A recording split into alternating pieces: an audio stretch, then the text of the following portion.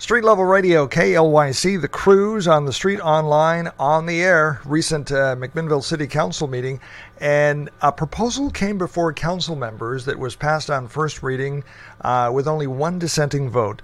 It's a project from MV Advancements in McMinnville to have a joint office and hopefully in the future residential component as part of this complex.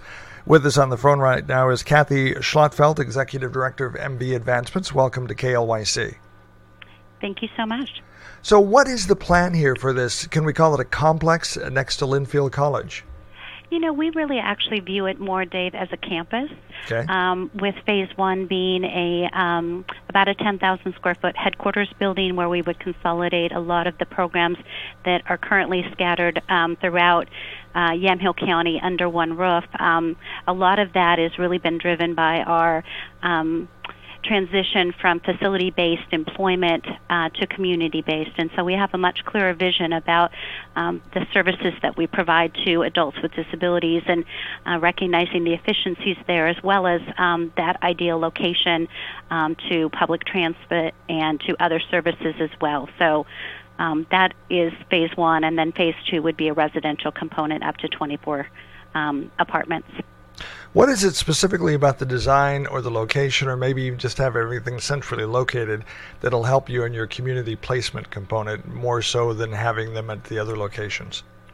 Well, you know, the other location that we actually have looked at about remodeling is in the industrial park, and you know, it's really not convenient to services, it's not really convenient to transportation, and it is again in the industrial park where there's a lot of production and other activities going on, where at this location really it will be our employment services where you know, people will come, we'll meet with employers there, our management team will be there, our admin team will be there. What timeline do you have to go forward for this? So our goal is, assuming that all goes well with the rezoning application, to be in the building by the spring of 2021, so a little over 2 years from now. How much is it going to cost, and where's the money coming from? You know, we have a budget of around $3.5 million. Some of that budget will be from the sale of existing properties that MV Advancements owns and no longer has a use for. We also are doing grant writing, which extends the time frame as far as beginning construction. And we've been in this rezoning application process for approximately 9 months. So things take a lot longer than you would expect. So we're just trying to move things as quickly as we can, but keeping in mind that we need to bring everybody with us as we do that. One of the things that came up during the meeting, Councillor Remy Drabkin was the lone dissenting vote in the first reading of this zone change ordinance. And her concern is that the city of McMinnville is under pressure to have more housing, more high-density housing. This R4, if built out to capacity, would be, what, about 85 units? I believe about 83. Mm-hmm. 83 units. And she was, I believe, if I can read between the lines here, wanted to get as much bang for the buck as possible for the city. And her concern was that there was no agreement made or consummated by MV Advancements to build the residential or the dwelling unit component of this project out as part of the zone change request. What would you say to Remy and some of the other folks that hate to let go of an R4 zone and have it go to somewhat of a quasi-commercial zone and lose the possibility of getting that high-density housing unit? You know, I would say a couple of things. First of all, as long as this property sits vacant, there's no housing on that property. And so to think that, you know, it could sit vacant for another 10 or 20 or even longer.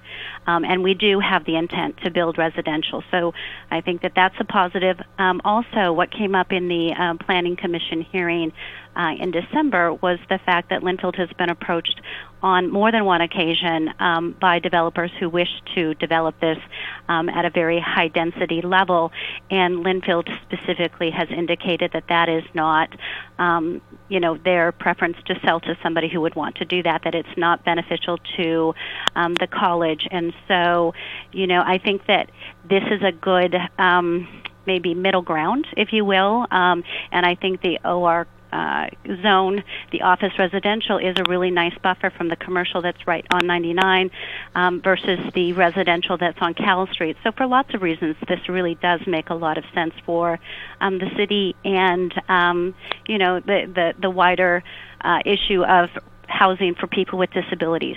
There's a shortage of that as well. How many housing units do you plan on putting into this? Was it about 24? 24 is the maximum that we negotiated in the purchase and sale agreement with Linfield. So would your clients actually live on site? So what we, again, have no definitive plans about what this looks like. I will say that residential services have changed a lot for people with disabilities. We're open to possibly partnering with the senior community. There's absolutely a need for senior housing as well, but we have not done a lot of research or set any kind of expectation as far as what that could look like. Our interest is really helping the people that we support become part of the community, and so this would not be a development to isolate people. In fact, it would be a development that would bring people together. What's the next step? I guess the second reading for the zone change? Correct. And when is that going to be? I believe it's on the next City Council meeting, which is February 12th. At least from the testimony given and the comments made by councilors other than Remy Drabkin, it appears like you have the votes to pass this on second reading and get the zone change request through the City Council. If that does happen, what then would be the next step? So we have begun grant writing, and that will probably continue for about 6 to 9 months. At the same time, we have engaged the services of an architect to start begin, developing what the site plan would look like and the like. So we'll do that in conjunction, and then hopefully by late fall of this year, we will have secured the funding that we need externally from MV Advancements that will be able to then proceed with breaking ground in the spring of 2020 with the expectation that we would have the project done by the spring of 2021. What is attractive about this location for you in this project? I think it's the visibility in the community, for one, being on Highway 9. I think we lost you. Are you there?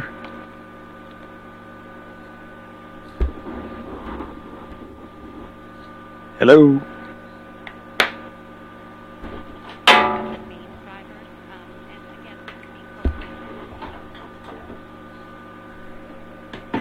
Hello?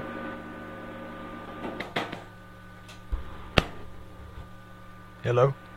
I'm still here. Oh, you just faded away. Oh, I don't know what happened.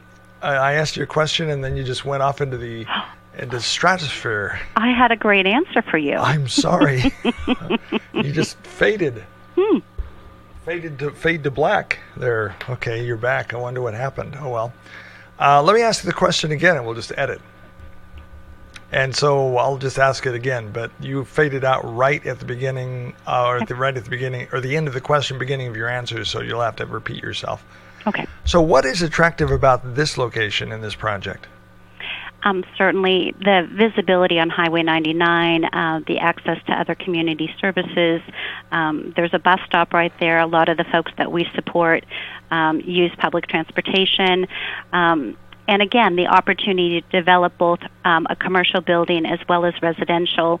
Those kinds of opportunities are not that, there's not that many opportunities here in McMinnville to be able to do that. And I think the fact that we're buffering the current residential with residential and then the commercial is front-facing, I think it makes a lot of sense, the project overall.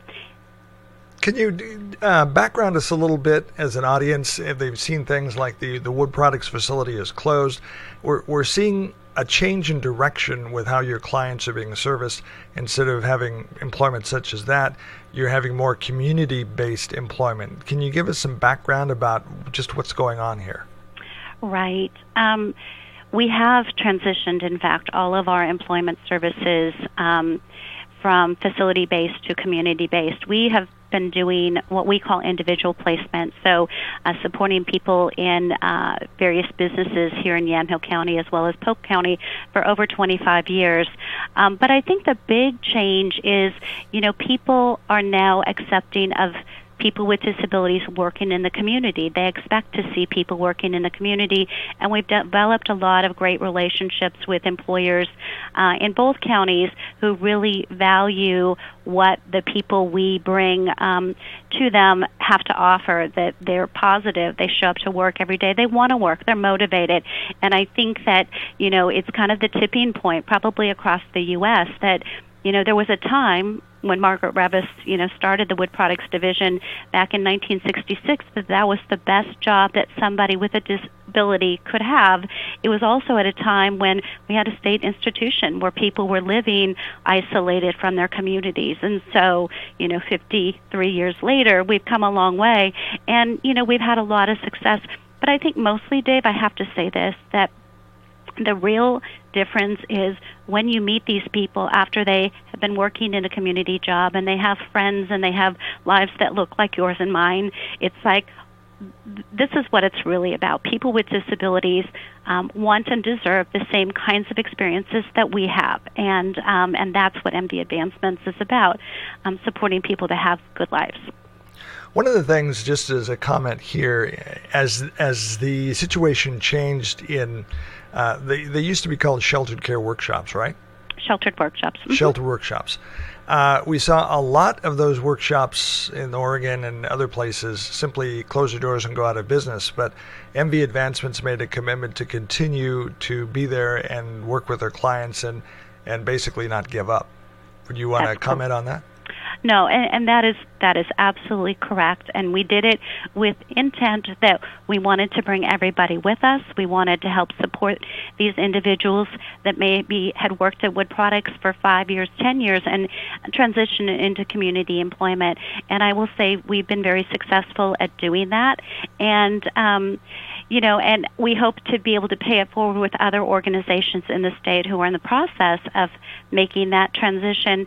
It's not easy to do, but I will say that the rewards are well worth it because it does make a big difference in people's lives.